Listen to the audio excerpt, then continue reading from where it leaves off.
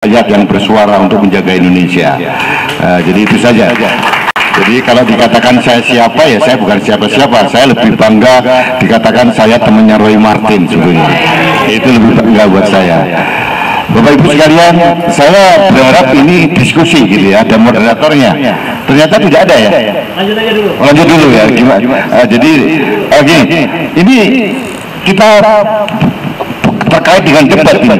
Gimana? Debat atau ngomong apa aja? Kalau nggak ada temanya, saya akan jelek-jelekan Jokowi ini. Yang mana nih? Oh, debat aja ya? Oke. Karena kalau enggak, saya nggak bisa dilarang untuk menjelekin Jokowi ini.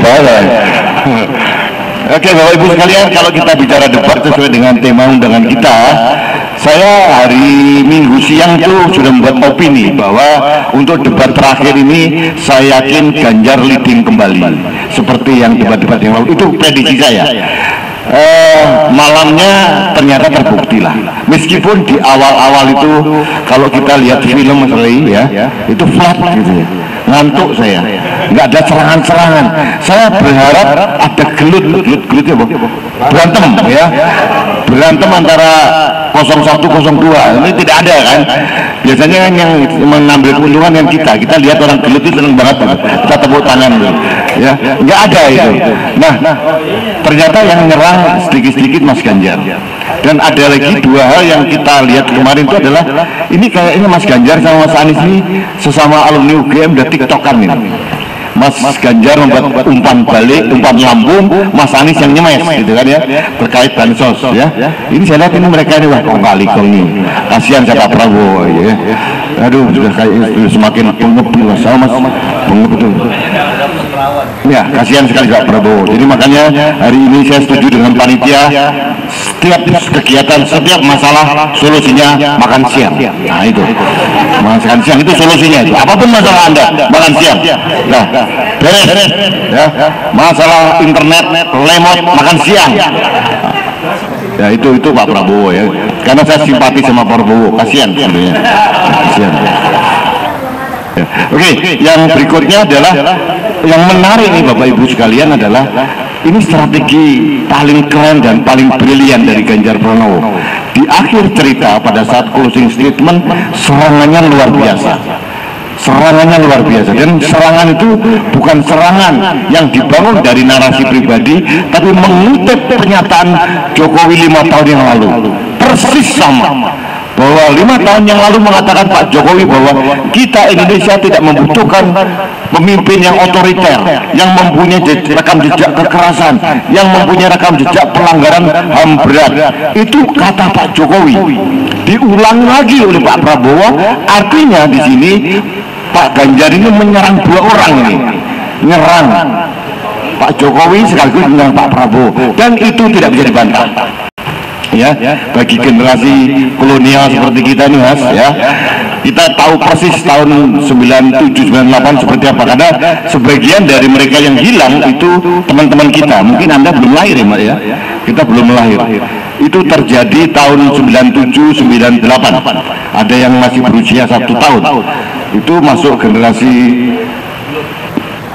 Gen Z ya, karena sebagian saya lihat ini milenial muda, milenial tua juga ada nih.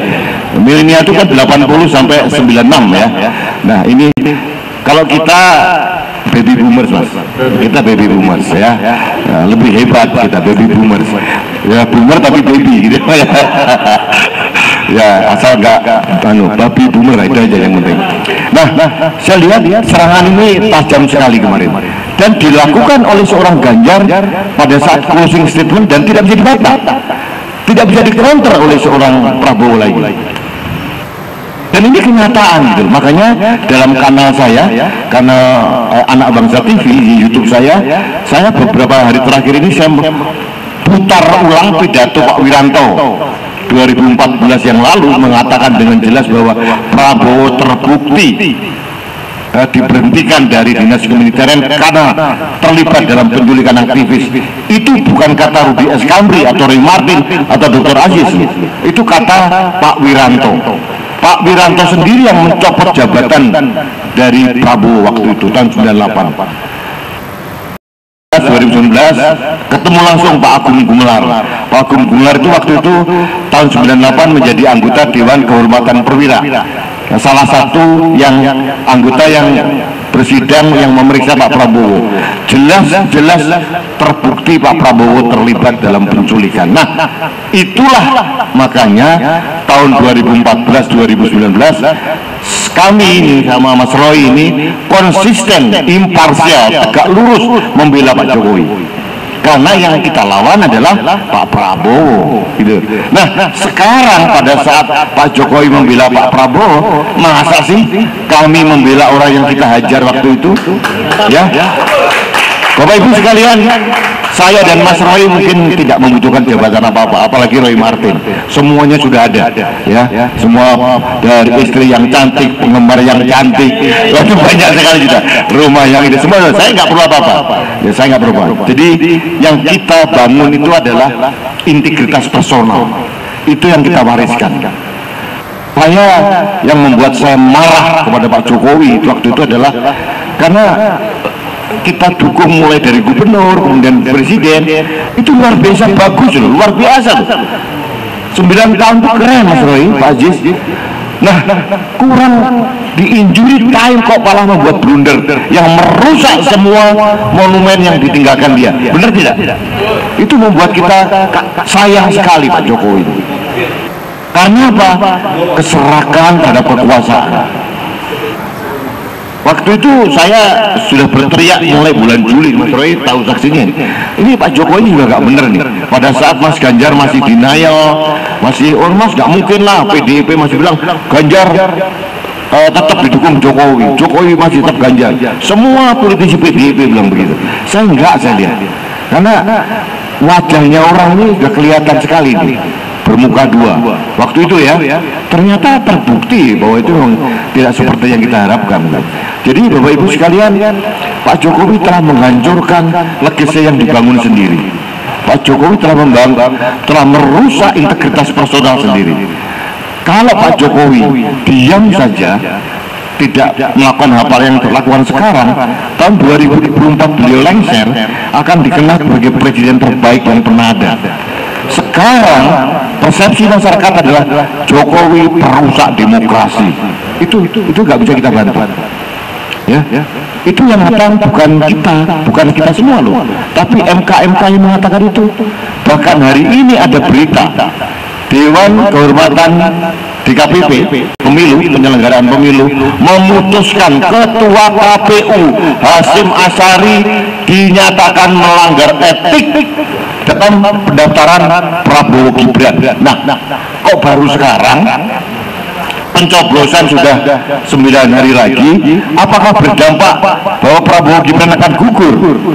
Nah, ini kan ada dilema hukum yang terjadi.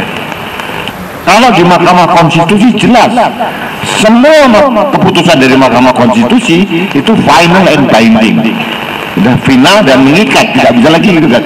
Itu ada aturannya. Tapi kalau keputusan KPU, apakah final and binding? Tidak. Tapi kan sudah selesai nih, sudah dicetak semua kertas suara. Jadi masa mau dibatalkan lagi? Ini bagi saya ini drama yang nggak lucu, Mas Roy. Kita Indonesia ini kayaknya dipermainkan yang luar biasa ini. Ini yang terjadi. Jadi kemarin pada saat debat itu dipotret dengan indah oleh seorang Ganjar Pranowo. Masalah komunikasi publik, Ganjar Pranowo memang jagonya. Dia punya keahlian di situ yang tidak dimiliki yang lain. Ya, Ganjar Pranowo kelengkapannya adalah narasi publik, perencanaan, visioner, dan praktikal secara rekam jejak membuktikan. Kalau Anies Baswedan luar biasa, dia menata kata dan kelebihan yang paling utama adalah dia tidak bisa kerja. Itu kelebihannya. Ya, kelebihan. Nah, jadi nggak bisa kita bantah itu. Ya, kalau dalam bahasa Jerman itu lambene lunyu, Mas. Ya, bibirnya tuh ngomongnya pinter, Mas. Pinter kalau ngomong jago lah, menata kata pinter, tapi kalau kerja nanti dulu. Nah, itu tapi aneh, tapi itu pinter. Untuk debat cocok dia, ya hanya untuk debat saja, jangan jadi presiden. Jadi Bapak Ibu sekalian, teman-teman saya semua, dari kalau masalah debat kemarin itu kita sudah tahu lah. Sentimen positif dari berbagai survei menunjukkan Ganjar yang paling tinggi. kemudian Anies, kemudian Prabowo. Tapi Bapak Ibu sekalian, perlu kami sampaikan bahwa debat debat itu dalam kenyataannya, dalam prakteknya tidak akan merubah fixed voters, ya. Saya misalkan, saya mendukung Ganjar Pranowo Mahfud MD. Katakanlah dalam debat Pak Ganjar, Pak Mahfud itu gagal gitu ya, saya tidak akan berubah karena fanatisme saya sudah begitu. Sama dengan pendukungnya 02, 01 gitu ya. Gibran sepekok apapun, sesongong apapun, ya, sekurang ajar apapun, tetap dibela-belain sama Grace Natali, ya, sama yang lainnya dibelain karena ada fanatisme. Sama juga dengan 01. Artinya debat ini bukan untuk kita sebetulnya.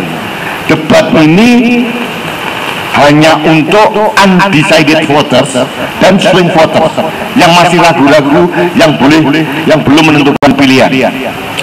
Ada pergeseran suara hasil debat itu, tapi persentasenya berdasarkan pengalaman masalahnya kecil sekali. Dan mereka insaf, gitu ya, bahwa orang pintar pasti pilih Ganjar. Itu sudah pasti gitu. Makanya tadi malam kebetulan Mas Roy, saya nobar sama kakaknya Mas Ganjar, beliau Hakim Agung. Nanya ke saya, Mas Rudi, saya bingung. Saya yang tidak bisa berpikirnya adalah orang-orang yang memilih Prabowo, yang tahu tentang Prabowo, masih ngotot milih Prabowo. Ini akal sehatnya di mana ya? Loh, saya juga nggak ngerti, Pak. Saya nggak ngerti, dan mohon maaf dengan segala hormat, jenderal-jenderal yang dulu mencopot, menghantam Pak Prabowo, sekarang berbalik ke sana mendukung beliau. Ada teman-teman kita juga, Mas Roy, yang berpindah gitu loh, dengan segala kepentingan. Satu sisi itu hak pribadi, hak konstitusional yang bersangkutan. Cuma kita boleh punya hak untuk menilai mereka, gitu loh. Kok orang kok pelin-pelan? Era sekarang ini, mohon maaf, ini tidak bisa. Suara saya hari ini akan diputar kembali 10 tahun, 20 tahun lagi masih ada rekam jejak digital. Saya bagi contoh, kemarin saya di salah satu menteri mengundang saya, menanyakan, Mas, terima kasih Anda mengungkapkan tentang siapa Grace Natali. Karena saya putar ulang nih omongan Grace Natali yang dulu dan yang sekarang saya putar ulang.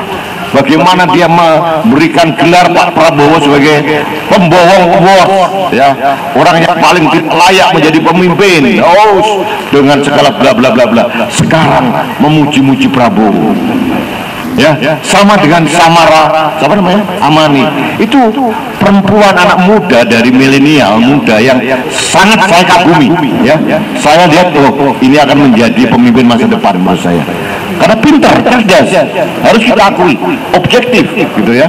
Pada waktu dia wawancara sama salah satu teman, dia mendukung Ganjar, saya tidak mungkin mendukung Prabowo karena dia terlibat penculikan begini.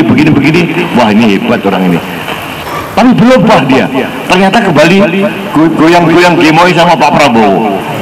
Nah, kalau misalkan seorang Samara Amani itu sekarang tidak berpihak, justru saya akan lebih menghormati gitu, daripada dia berpihak, memutar lidah dia, menjilat ludah yang sudah dibuang di got. Ini bagi saya integritas personal yang sayang sekali rusak. Padahal saya tahu persis orang ini mempunyai potensi yang hebat. Nah, Bapak Ibu sekalian, apa yang Anda lakukan, karena saya yakin Bapak Ibu sekalian yang ada di sini tidak ada yang tidak mempunyai medsos, ya, Instagram, Facebook atau TikTok atau segala macam, atau Twitter atau X, ya. Hati-hati membangun narasi. Rekam jejak kita akan dilihat oleh orang sekian puluh tahun lagi, ya. Yang kita tinggalkan nanti, seorang Roy Martin sebagai artis besar adalah legacy dia. Orang akan mengenal Roy Martin adalah aktor besar, tapi juga mempunyai integritas personal untuk menjaga Indonesia. Itu yang penting, ya.